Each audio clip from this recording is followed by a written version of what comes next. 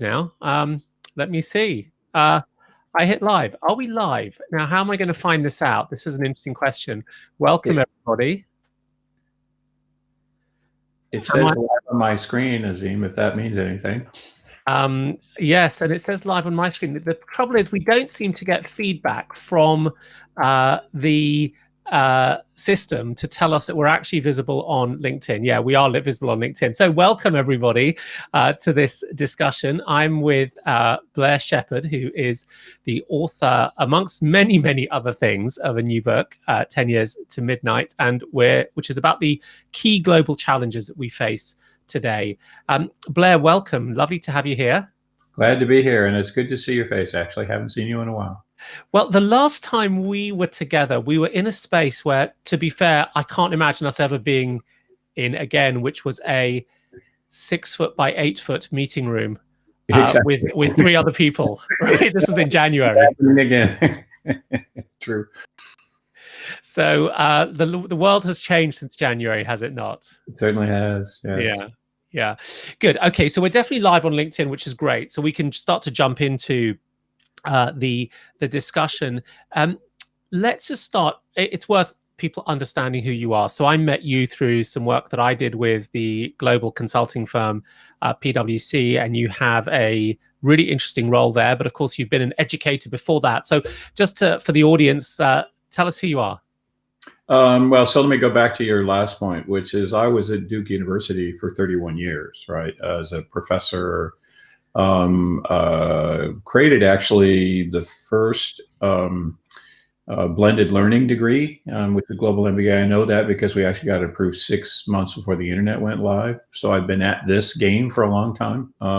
Was the dean of Fuqua, got Duke to open a campus in China, did the deal, and because of that, I essentially worked myself out of a job because we weren't going to move to China to live. And so was looking at what you'd think, which is university presidencies kind of thing. And then the chairman came along and said, Blair, I have an interesting job for you. How would you like to put strategy and capability in the same role? And you never get that. So I said, sure, and gave it a try, and I've been at PwC for 8 years. It's been really, really a blast, actually. Right, and you have a global role, so that used to mean a lot of flying around, I would guess, exactly. And helping some of the world's largest companies think through their longer term challenges. Well, actually, my job is internal, right? So it's to help one large company think through its challenges. And yeah, it was travel. Now it's just I get up at 5 in the morning and go to bed at midnight because we do it globally now through things like this. But the interesting piece, Azeem, is that we actually are a federated structure. We're kind of like the UN. And so global strategy is a bit of an oxymoron. And so it's been a really interesting job trying to get the whole place to agree on what it thinks the issues are the world's grappling with. That was the fun part of the role, actually. And so it's through that work that both looking at a global firm that has clients throughout the world, that you have come up with the thesis in the new book about our great global challenges. And so perhaps you've identified 4. Let's get a sentence on each of them. So you have the crisis of prosperity, the crisis of technology, the crisis of institutional legitimacy, and the crisis of leadership. We'll drill into each of these, but I think for listeners and viewers, let's get a brief sort of sentence on each of those. So prosperity means that across the lifespan, a whole host of people feel like the future is not all that attractive.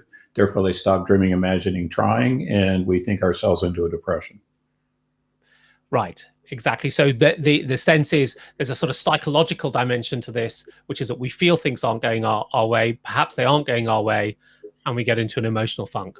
Well, actually, the data shows they aren't going their way for a lot of people is the problem, right? And right. We can dig into that, and I think that for a lot of people, when even it isn't going their way, as long as they think they can create a future, it's fine. But it's when collectively we start thinking we can't, and we have a bit of a problem. Right. And it's not everybody, but it's enough of the population we should really worry about it. So that is the crisis of prosperity. What's the crisis of technology? The way to think about it is that there are 2 technologies in our life that are ubiquitous: the Industrial Revolution and the thing we're talking over. And both of them have unintended consequences that become population level issues if we don't deal with them. In climate, it's the carbon dioxide equivalents in the atmosphere, and there's a host of them in the technology world. But it's navigating the unintended consequences so they don't overwhelm the positive benefits of technology. Okay, so that's our crisis of technology, which is that we've created some sort of negative consequences that are accelerating, set against perhaps the benefits of technology brings. And then you talk about the crisis of institutional legitimacy. What do we mean by that? Essentially, the world is coming to believe less and less and less in the institutions that makes the world work. And the problem with that, the simplest way to think about it is that institutions are for people what water is for fish. Right? They're the things we just assume, and because we assume them, we can get on with our life. We know the legal system is going to be fair. We know education is going to teach us what we need to have. We know we should pay our fair share of taxes. We know that political leaders care about us, and when we stop believing that, we actually just can't get on with life, and that's a real problem. I love the water is for fish story. We'll explore how we get fish to understand water later in our conversation. And then the final crisis you discuss is the crisis of leadership. And what do you mean by that? Yeah, so Azeem, you could blame me for this because having founded Duke Corporate Education, that was my job for years, right? So essentially what we're trying to say there is the way we have thought about, built, developed, and selected leaders is adaptive for a world we're leading, but not the world we're entering. And if we don't have the leadership we need, we can't address any of the other three crises. And so it's a second order crisis, but it may be the most important of the three. Now, by the way, two of them are existential. So to say it's important is non-trivial. Which of the two do you think are existential of the crises? So I think the unintended consequences of the Industrial Revolution is an existential crisis. Mm-hmm. And I think the failed institutions are.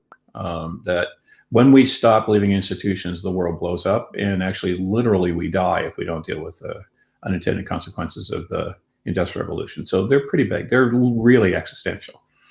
They are really, really existential. I wonder whether we should try to understand in the context of this, because you wrote the book at the end of last year and through the beginning of this year, and then there was a surprise. Now we're going to drill into all of this in much more detail, but what is the summary of COVID-19 and its impact on your overall thesis? How much did you have to throw out? How much did you just have to press the accelerator? So the interesting thing is we actually put the book to bed in January. It turns out books to have these long publication cycles. So it came out in August, we put it to bed in January. And unfortunately for all of us, for a whole host of reasons, but as authors, this really interesting event happened in the meantime, right? Two things about that. First one is that it accelerated everything. Right. The only thing it didn't accelerate is climate, but it's not like that needed much help, by the way. Mm-hmm. It's already accelerating, right? But accelerated everything else. It got worse. And the other one is that it created a set of problems in its own right and reduced the resources we have available because nations are massively indebted, right? Mm-hmm. And so we now have immediate challenges that come from COVID, like bringing the economy back on, fixing supply chains, getting people back to work, taking the people who fell off a cliff and bring them back up again. And we don't have the resources. So we have a huge immediate repair problem, which will potentially cause us not to look at the crises as urgent as they are, but they're coming at us like a freight train, right? So Azeem, the important point about each of the crises is they're really urgent now. They get worse every year. And within 10 years, we haven't dealt with them. It goes very dark in all cases. And that's actually kind of scary. 10 years to midnight. The book, yeah. Okay, thank you. So what we've done in this first 7 minutes is we've gone through the whole arc because people are joining online. And what I'm now going to do is reprise that for people who've just joined, and then we'll drill into some of the key issues. So you tell me how accurately I get the summary. So in a sense, 4 crises that we've identified and you've identified through your work, 31 years business school at the top level, and then working for the last 8 years globally across PwC, one of the world's largest consulting firms.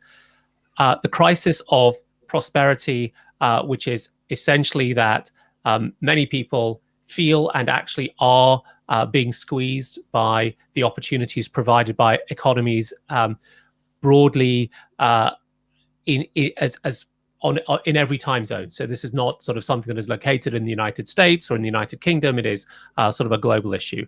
The second is a crisis of technology, which is contending with the unintended consequences, the unintended harms of the change wrought by technology, the ones from the Industrial Revolution, CO2 essentially, and then the ones that come out of the new digital technologies, of which there are many. The third is the crisis of institutional legitimacy, the notion that these institutions, whether it's the rule of law, the courts, the system, democracy, are not working as well as they should, and people don't perceive them to be working as well as they should, so they perhaps look for other solutions, or these institutions just fray. And then the final crisis being the crisis of leadership, that fundamentally we need leadership modalities that are suited for this crisis moment that is taking place against the backdrop of climate and the backdrop of technological change. But a lot of leadership modes, certainly within companies, are based on industrial revolution thinking. And that this becomes very, very urgent to tackle because COVID has, in a way, accelerated most of these while denuding our capacities to deal with them.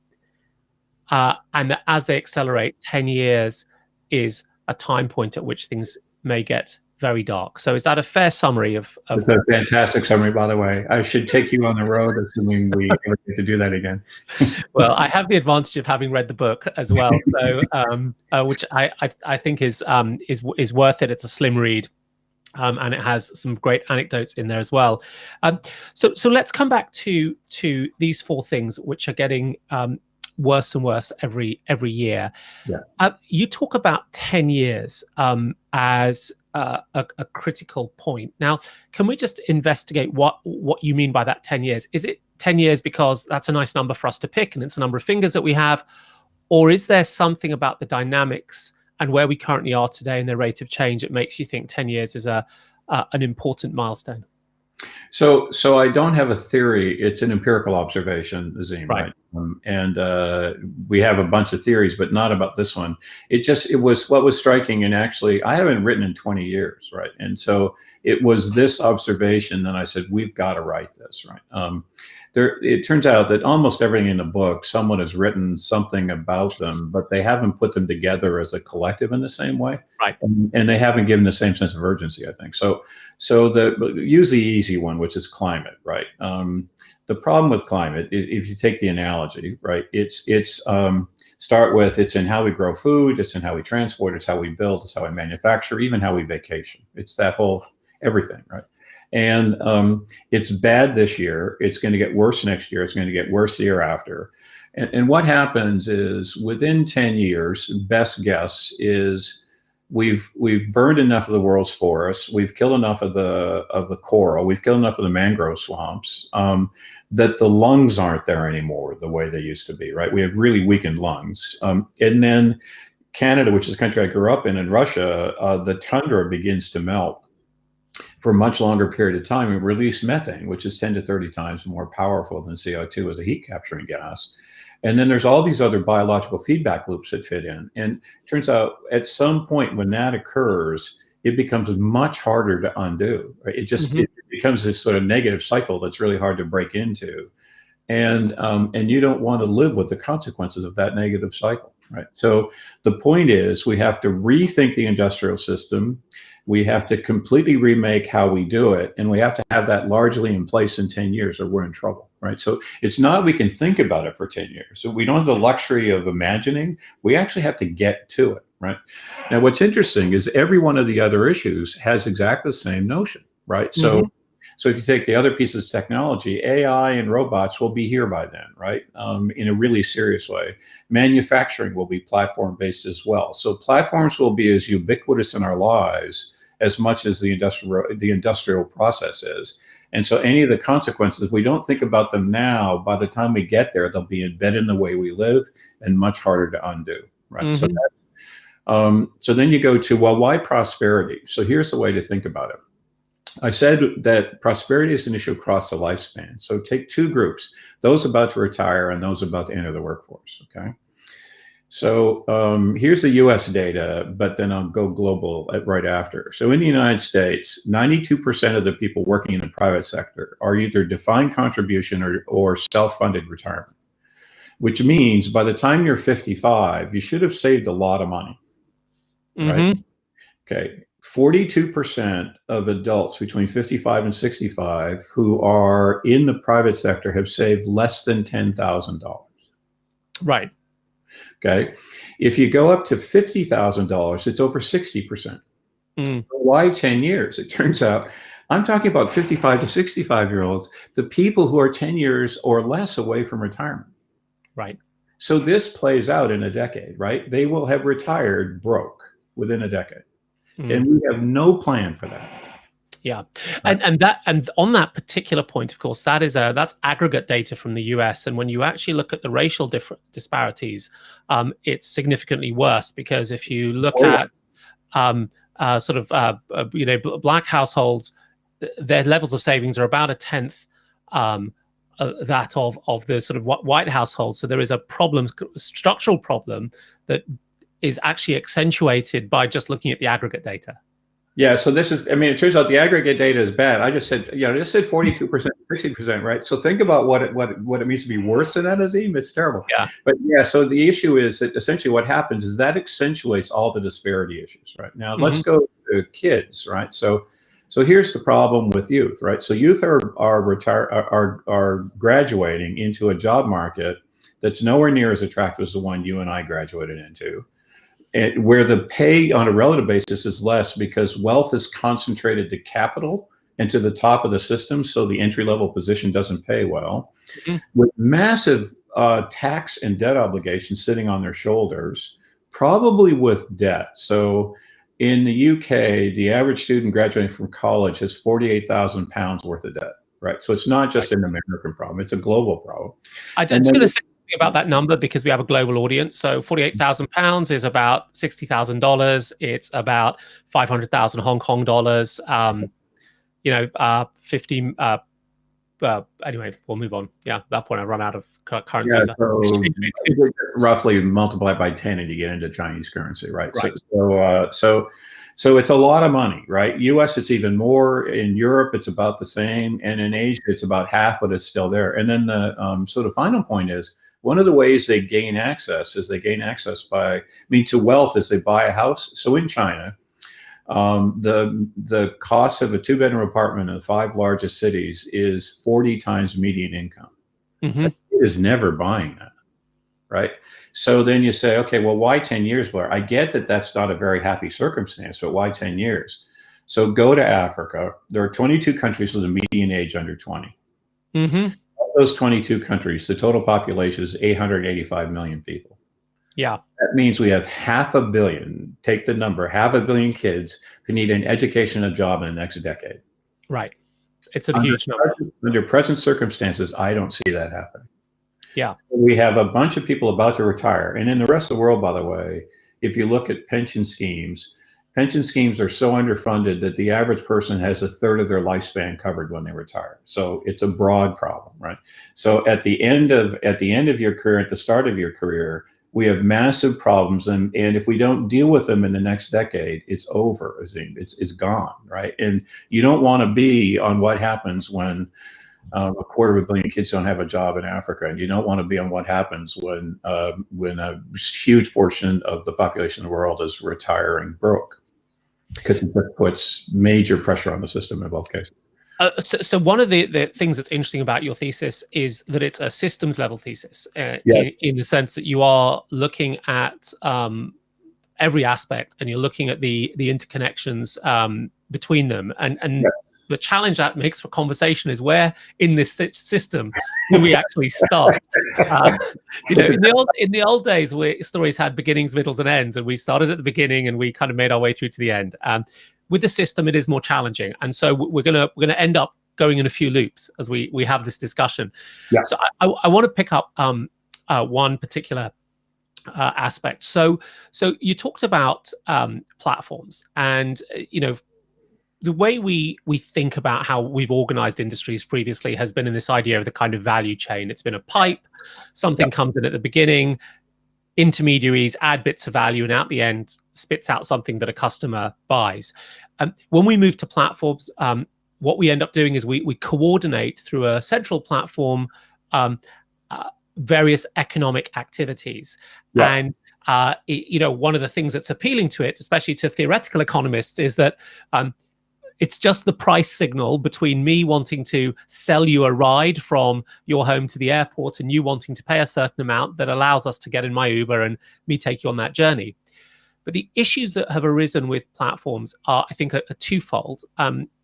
One is that platforms are not transparent. So as they get dominant within the market that they're in, all dominant companies end up doing this thing called extracting rent, which is they overprice. They take value that is beyond the value of the transaction in order to sort of get a dividend on their market position. So there's a rent seeking that takes place in the platform, and because they're not transparent, we don't know what that rent is. Yes.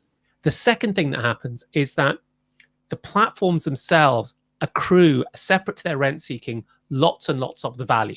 So Uber has become a $75 billion company on the back of 3 million drivers around the world, but the vast bulk of that value is held within Uber, most of which is shareholder owned by institutionals or a handful of very powerful founders who built the company. So what we are dealing with there is that characterization of the risk from platforms, that effectively labor doesn't get the share that it should get, and that there is some rent seeking that starts to emerge? Or are there other aspects that we should bring to bear? There are others, right? So I would say there are three buckets of aspect. One is economic, and you described the economic, right? And I think it is a hugely important one because it is a massive contributor to disparity, right? I think there's another economic piece, which is the transition in work that's going to happen over the next decade. We have to manage that very carefully, or the transition costs could be high, Azeem, right? The second one, though, I think, is the kind of unintended consequences on society and individuals. So if you take society, it is we unintentionally are polarizing human systems, and never meant to, but that's a consequence. And we didn't really mean that social media would be an accelerant of depressive disorders, right, among teenagers. We didn't really mean that the telephone would make us have shorter attention spans. And so there are these consequences of repeated interaction with the system, because it's the same system in a way that causes things that, if we don't deal with them, could be really, really consequential. So I think polarization is a truly consequential consequence of social media, for example, right? And then the third one is the impact of AI, particularly because it's ubiquitous and will be even more invisible, right? And so if you said, what are the consequences? You could go to anyone's circle about what the potential negative consequences are. What I'm more worried about is ubiquity and invisibility in all cases, right? Which is really where you started, Azeem. Right. So you've got these three unintended consequences of platforms in different categories. But that story, the thing that I'm curious about is that story makes a lot of sense when you're in developed markets like the UK or France or the US, where workers have established formal labor markets, they have established rights, the economy is quite good at producing the things that businesses and individuals want. When you look at the global terrain that you surveilled, if I looked at a country like Nigeria, which is going to have an enormous number of young people coming to the workplace over the next 15 to 20 years, it doesn't have as robust an informal labor market. Not as many people are in the kind of salaried jobs that have been common in the US for 70 years, with benefits and pension, 401k plans, and so on. When I think about what a work platform might bring to Nigeria, I would say, hey, that's actually going to improve the labor market there, because it's going to create better job discovery. It's going to create liquidity. It's going to eliminate the kind of graft and corruption that is endemic in sort of institutionally weak economies. So that's probably a good thing, isn't it? Yeah, I think, in a sense, the important point is that I don't mean to say that any of the technologies are bad. I mean to say, let's make sure we don't let their unintended consequences outstrip their benefits, right? So here's some of the things we need to think about related to the economies that are still evolving, right? The group where I described, we have 500 million kids who need a job in the next while. Right. I mean, that's mad. That's an enormous number. Clearly, we have to do something about creating that work, and platforms could help. But think about a few things. One of them is a lot of that work needs to be of a more traditional kind, right? It needs to be build a hotel, build a cafeteria, build a bar, build a barbershop, build the things that just meet day-to-day lives, right? And I think that one of the important points in that story is the model of low-cost labor arbitrage and environmental arbitrage as a vehicle through which Africa succeeds is not going to work, I think, like it did for China and Korea and Japan and other parts of Southeast Asia, because actually the world's not buying in the same way it was before. And it actually, they're now competing with artificial intelligence and robots, right? So in a sense, you've got to create work that works locally, not just globally. And platforms don't have as their inherent nature facilitating local economic growth. They tend to be ubiquitous and global in form. So we have to change their character a little bit to facilitate the kinds of growth they need, first point, right? It's completely doable, but we're not thinking about it that way. We're actually applying the same logic. The second one is there's still going to be rent extractors. Right. And extracting rent from people who are just getting a leg up is a terrible thing to be doing. Right. And so let's be fair, be at least fair about the ways in which, if we're going to create, if you take an argument, which a lot of platforms are doing, which is put massive infrastructure in place and then start getting economies and make them more transparent. Yes, but make yourself transparent too. So right. Because in a sense, what we don't want to do is go from one sort of person who's extracting rent unethically and unfairly to another entity that's extracting rent unethically and unfairly, right? So I think the important point in what you're saying, Azeem, is the potential of technology, even in developed markets, is astounding, because it's going to be what fixes climate, for example, right? And other issues. But let's at least be sophisticated about what technology does to people and human systems, and anticipate that and design for it in the beginning, rather than having to fix it after the fact when it's already too much part of our lives. That's all. Right. So we this idea of you've brought up a bunch of ideas. One is that you think through the consequences of the technology and you design for it what those consequences might be upfront. Pardon me. You've also talked about the importance of local context. Set against global platforms and all of the scale benefits that global platforms have provided. And I think the third thing that you identified was this notion of equity that platform operators need to have, either from the goodness of their own heart, or more likely from the iron fist of a rule of law and a powerful state telling them what they can and can't do. But the thing that's quite interesting is all of those three things, just using this particular microscopic example, run counter to the prevailing orthodoxies that certainly have dominated the world since the year before I was born. So I was born in 1972, right? So the year before I was born, the idea was that global is great. That companies shouldn't be working out of the goodness of their heart. They should be working purely for sort of shareholder benefit. That if the price fits, we wear it. And that, in a sense, has been where we came from. And I hear what you've just described, what needed for platforms, and it's kind of the inverse, isn't it?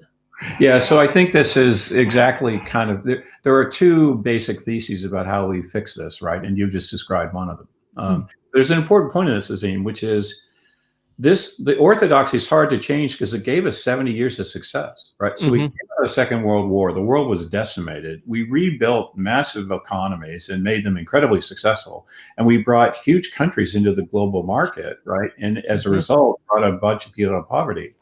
And by the way, as a person who ran Duke CE and as a dean of a business school, I taught that stuff.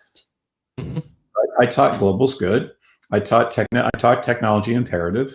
And I taught shareholder value, right? And if you think about on the political side, same sort of thing, and it was GDP rather than shareholder value. So if you think about it for a minute, what we shouldn't do is throw those three premises away entirely. What we need to do is make them more sophisticated. So let's do each one. Globalization makes no sense if you don't have thriving local economies first. Let me give you the analogy. I used to swim in college. You couldn't tell by looking at me now. But so this is the one that comes to mind for me is imagine the world was so concentrated in swimming capability. There were only 2 people who could make the Olympics. That would be kind of boring, right? Yeah. Yeah. That's what's happening with technology, right? Apple traded at FTSE 100 plus $500 billion 2 weeks ago. Right. That's kind of like 2 swimmers making the Olympics, if you stay with the analogy, right? Right. So how would you fix that? What you would do is you'd build local swim clubs, you'd build local track clubs, local soccer clubs, and you'd have local competition and make them really, really good there. And then you'd have state championships or provincial championships and national championships, and finally the Olympics. So we have to focus on creating thriving local economies as part of our global effort. Because if you don't have them, what happens is we're going to have a few places that are really successful and all the rest left behind, right? If you take technology, you've got to sort of create double E's and computer science grads who also understand psychology, sociology, political science, and human systems. So they think about the unintended consequences and don't have naive assumptions about how people work, right? The real challenge is if you look at the founders of most of the companies we're talking about, their objectives were the exact opposite of what they achieved in many cases, right? But they were naive about the system they were building, right? And then the third one is we need to focus on economic success, and we need to focus on creating value for shareholders, but we need to be more inclusive and more interdependent in our measures. So, as you said, if you gave the earlier example about if you take a single measure and it's too macro, you're missing the disparities underneath or the distribution, and distribution is more important than the mean oftentimes, right? So more inclusive and more interdependent. That's a pretty big cognitive shift for the world to make in 10 years, by the way. And we have to make that in 2 years or 1 year so we can get onto the act of behaving differently in 10 years. So it's a non-trivial task, Azeem. But yes, we have to undo orthodoxy really fast, but don't blow it up. Make it smarter, more sophisticated, a little subtler. Fantastic. Now, I'm just going to make a note to the sort of audience that is gripped on in our conversation. We are going to talk about leadership as well, of course, because Blair is one of the world's foremost educators and practitioners of leadership. But I do want to stay on these little topics for just a few minutes longer, and then we'll get into that. Yeah. Okay. Yeah. So I want to come on to a couple of those observations that you made. So you talked about the swimming club analogy and the local swim lanes, and essentially that argument is that we've got these dominant technology companies, and that is crowding out the ability for the economies at a more local level to develop their own capabilities, and the extent to which they do have local capabilities. Actually, they are a little bit rentier in the sense that the Apple business that is in London is essentially the sales and marketing arm of Apple globally, and all the profits and all the capabilities are determined by Cupertino, which is Apple's headquarters. A significant portion, not all, a significant portion. And therefore, the wealth accrues to one place in the world. That's right. Right. Cupertino. And so it's not accrues to one company, but one location, right? And a few people in that location. Right. Right. But actually, one of the things I think has to be addressed then in order to do this is these technology companies emerged on the back of a set of standards. Yeah. And the advantage of having everyone using iMessage on the Apple phone is that you can just message each other. Yeah. And you and I think, are both old enough to remember the days that you had to get a different video tape when you went from the US to the UK and then to France, because you had the NTSC and the PAL and the CCAN standards. And so when you see fragmentation in technologies, you also see fragmentation in standards, and that in of itself has a negative effect on the what ends up being the economics of innovation. Yes. So I guess one of my questions to you is that if we are to think about this sort of localized model of technology innovation, do we need to start to think about how we build global public goods that encompass the technological standards so that they're not owned by the GSM, so the US government through their internet activities, or by the GSM Association, or by the EU, but we need to somehow find a way of saying these are the core technology standards, the interfaces, the way in which our technologies talk to each other and interoperate, and they are a global public good that needs to be stewarded by some kind of independent multi-stakeholder group. I mean, do we need to develop that? So a couple of things. I'm actually perfectly good with a lot of that standard being held by a company, as long as the company actually understands the long-term value it's creating or destroying, right? And I think the challenge is that the logic we're applying to platforms is a 20th century logic. What we need to do is apply 21st century logic and essentially say it's incumbent upon you to achieve two outcomes, right? The first outcome is to be successful as a company. The second outcome is to create thriving local economies. It turns out there's nothing about global standards or platforms that stops local economies to be a byproduct of them. It's just we haven't made that one of the design constraints. So for me, it's a design issue as much as anything, Azeem, right? So yes, we could go to a social commons, and we could create a kind of a standard there, and we could actually hold it there. And I think that is one answer. It's not the only one, right? And it may be a hard one to achieve, but the other one isn't that hard for a simple reason, which is I think the shareholder today actually understands intuitively the crises we articulate in the book, and searching for ways to do something about it. So we said, let's take a few issues that are really important. One of them being, you're actually concentrating wealth in a way you don't mean to, and eventually eat your own tail, right? What are you going to do about it? Actually, you can create a version of the platforms which is really pretty healthy for the world, and keep all the things that are really good about it, right? I don't want to lose what they bring me, frankly. I love my iPhone, and I love what it does for me. What I want to do is make sure there isn't an unintended consequence they didn't mean, and I know they don't mean that as unintended consequence. I mean, there are some things that are economic and we need to regulate, but a lot of it is think about it differently. So yeah, I like the idea of a global commons, because I think in the end these platforms, or at least their standards, are public goods. But I think there's lots of ways to skin the cat. I just want us to skin the cat. The poor little cat. And sorry for that analogy. Yeah, terrible analogy. There we go. So the one thing that makes me slightly optimistic is that we're able to move resources more quickly now than we ever have before. Yeah. And the first papers written about COVID were published in open access on January the 24th. And today, I did an analysis last week. There's been one medical paper or public health paper, epidemiological study, done for every 14 deaths from COVID-19, which is really a remarkable ratio. And so we've constructed this economy that has got us into trouble in a number of different ways that you've described, your 4 crises of leadership. But it's also really able to reconfigure if it needs to. And one space where I do see some light is coming from the financial markets. Yeah. So half of the global assets under management now have mandates for environmental sustainability and governance reporting for the companies they invest in.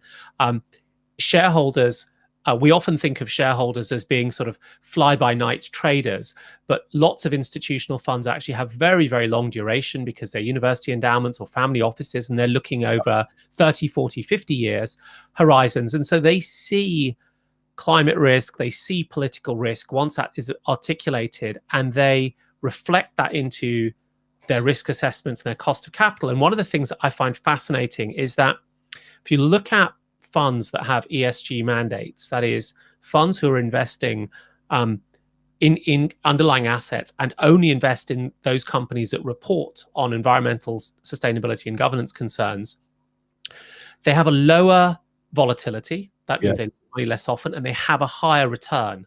Yes. They make more money for you. So somehow in the processing of the economy, the things that you are talking about and raising awareness to are being reflected in the financial performance of those companies.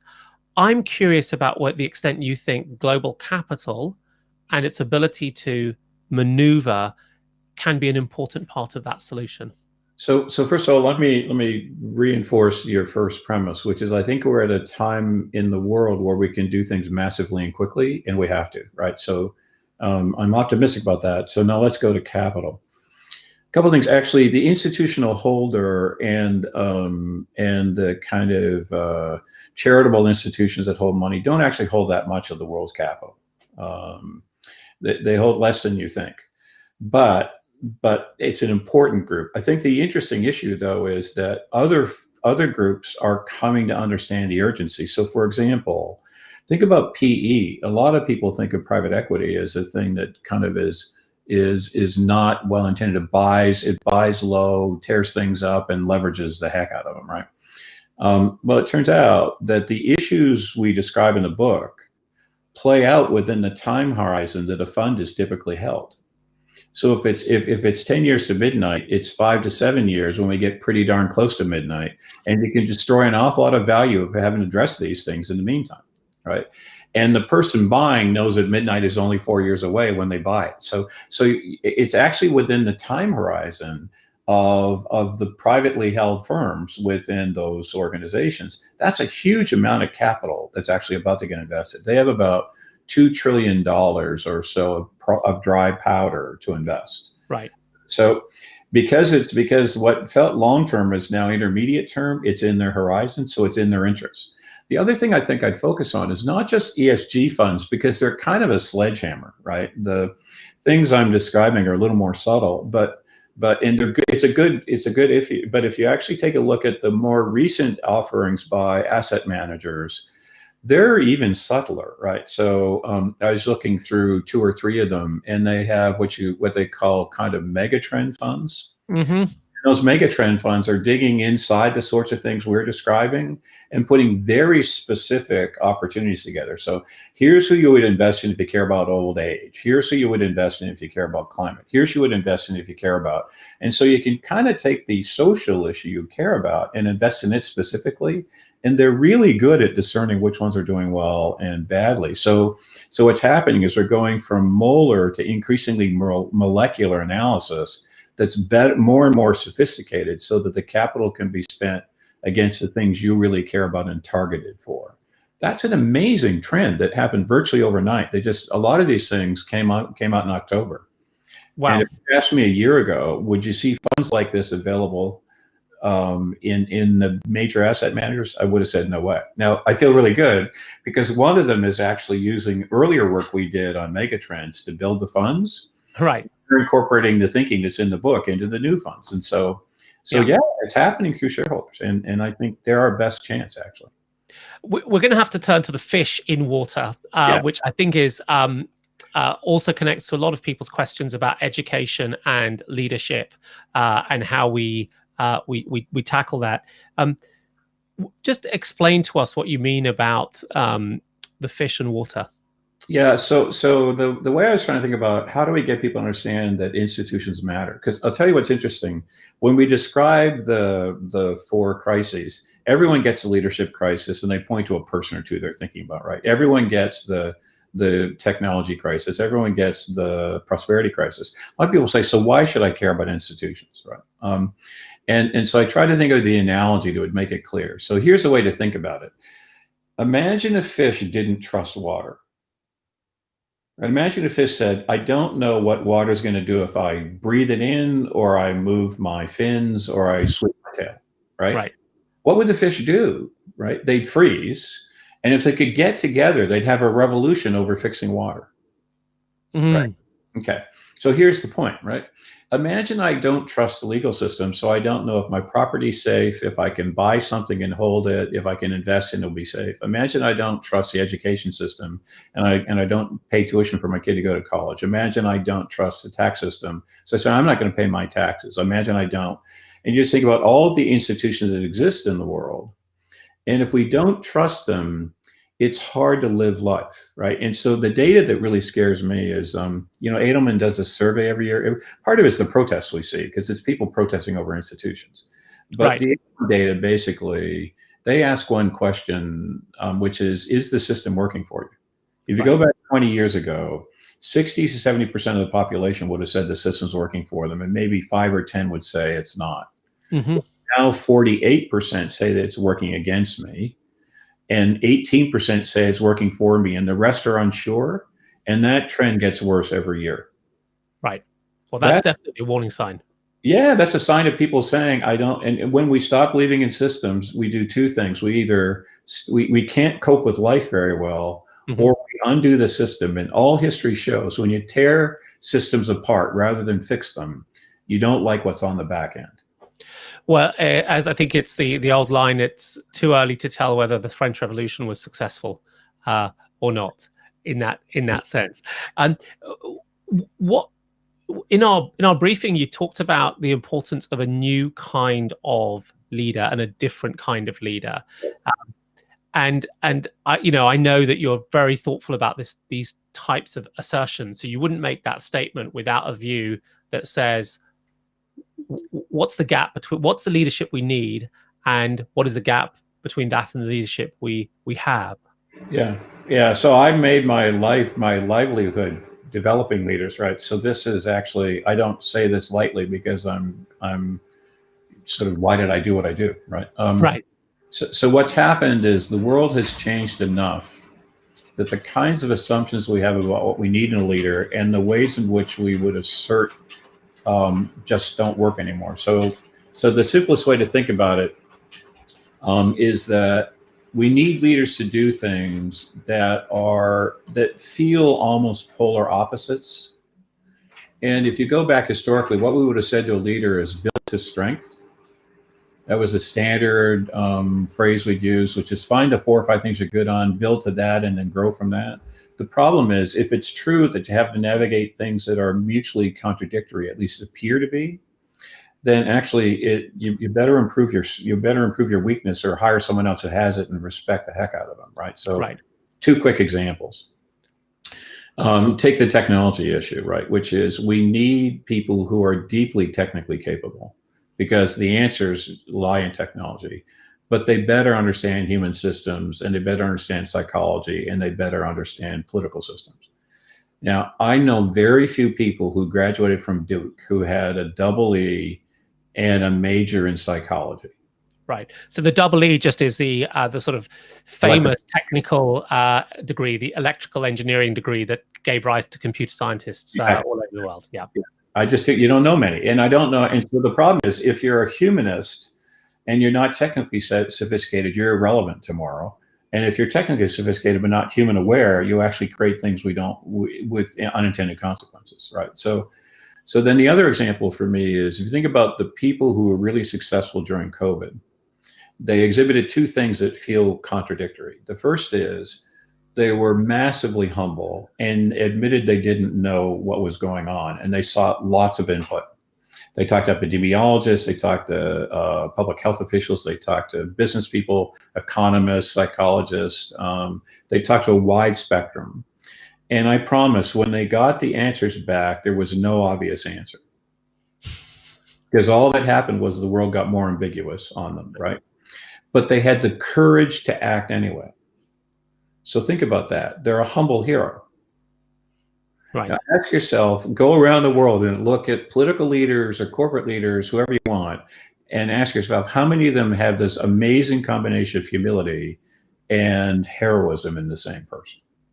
They don't often exist. And so we have to get people to recognize the side of the challenge or the dilemma, the paradox they're not good on, and build strength, at least the ability to hire other people who bring it and respect it and care for it.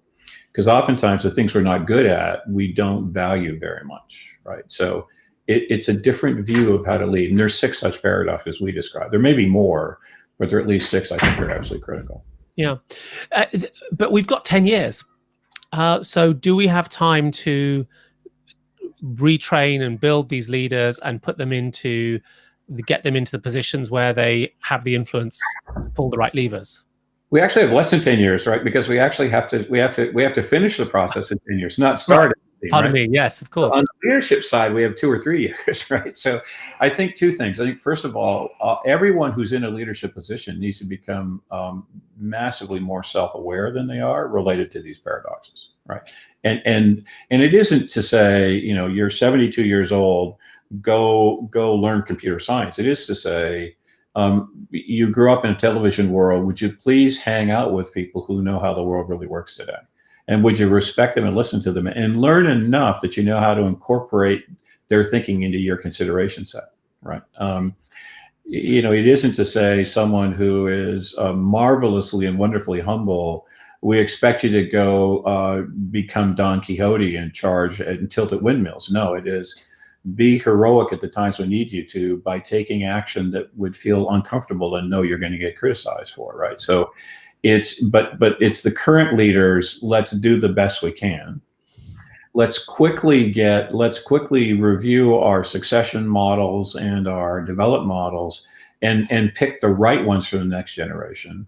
And then let's think about what does it mean to run an education system and a development system that actually creates the sort of leaders we need in the future. I think the other piece of Azeem is every citizen in the world should think about their leaders. And I don't mean to say these particular paradoxes or this particular framework, but I have a framework like this that they're looking at leaders from and both select them and expect them to behave that way. We need to be better citizens than we are. I suppose the question is, how do you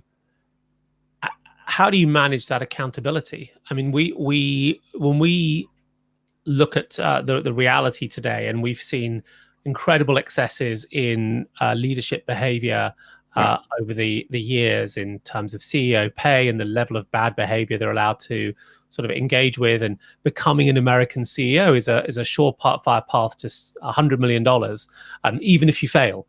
And yet the mechanism is meant to be there at the annual general meeting to encourage or discourage the correct behavior. So without those mechanisms there, even though they've existed, we weren't able to use them. What gives you confidence that we can adjust the behavior in time?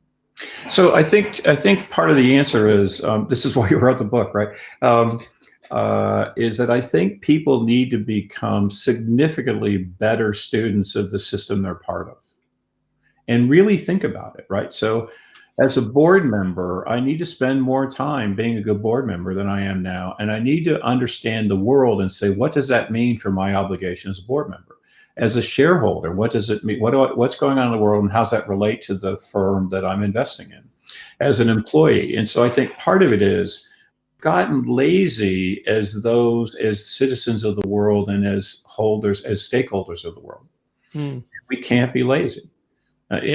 If you read my book, read your blog every week, right? Just whatever you do, go get smarter and understand what that means for the things you care about, and care more and be more active. We've been passive. So another one, so you think about local first, right? What does it mean to help grow local economies? Find a place you love and make it better. Now, how many people are actually doing that right now? Right. So in some ways, we are passive recipients of a world that we can no longer be passive recipients of. But actually, that's quite an empowering observation, which is that we can be the change that we want to see in the world, right? If we think that's not my phrase, by the way, as everyone knows. But if we think that local economies are important, then we can actually start to make that happen. And if we think that certain behaviors are important, we can affect those behaviors. I mean, one of the things that I feel optimistic about is that this is not like an asteroid hurtling towards the Earth. These are our beliefs. These are patterns of beliefs, conventions that we have come up with ourselves. And there's no law of physics that prevents us changing those and changing the purpose of a corporation, or changing the nature of hiring, or changing tax rates. I mean, we can make those changes. Yeah, every one of the things I described as essentially a social construct, right? Yeah. Social constructs, they can be socially deconstructed, recreated, right? So we need to get about that task. But so one of the things, I think there are two worries I have with that sense of optimism, because I share that optimism, by the way, right? So for me, someone says, Blair, you wrote a book, you obviously think the world's going to hell in a handbasket. And I said, no, I actually believe that when humanity recognizes problems, we do something about it, right? And so we added our small voice, right? Mm-hmm. Two worries. One of them is, I worry that we're going to seek simple answers to complex problems. Right. Because human history repeatedly shows that's a problem, right? So Marx had the diagnosis wrong, right? The problem is his answer was too simple. Clearly, people need communitarian values, but we also need markets, and we also need other kinds of reciprocal relationships, and he missed that, right? So what I worry about is we have a complex diagnosis and a simple answer. Let's acknowledge what I just described as pretty complicated, and you therefore better be a good student and understand the subtlety in it. The second piece I worry about is that we'll throw out what's good. Right. So we had 70 years of success. Mm-hmm. Let's keep the parts that created the success and mitigate the weaknesses, rather than saying, I'd rather replace democracy with something entirely different. I'd rather replace capitalism with something entirely different, because that different thing is even if it's a brilliant idea, it won't be up to the task, because it'll be fledgling at a time when we need robust. There is so much nuance in your argument. It's absolutely fantastic. We're at the top of the hour now. The book is 10 Years to Midnight. It's available at all the major book retailers, book commissaries. So do recommend that. And Blair, if people want to follow your opinions from time to time, what's the best way of doing that? So there are blogs that I put out through Medium. We publish occasionally in Strategy and Business, and I actually have created a website. Haven't populated it yet because I've been a little busy doing my day job, but that'll come up. But if you just follow Blair Sheppard, you'll find the latest thinking. Fantastic. Well, thank you so much for giving up the hour today. I really enjoyed the conversation. I did too, and it was great to see you again. I miss our discussions, by the way. This was fun. Wonderful. Nice to see you again, Blair. Thank you very much. Bye-bye. Take care. Bye-bye.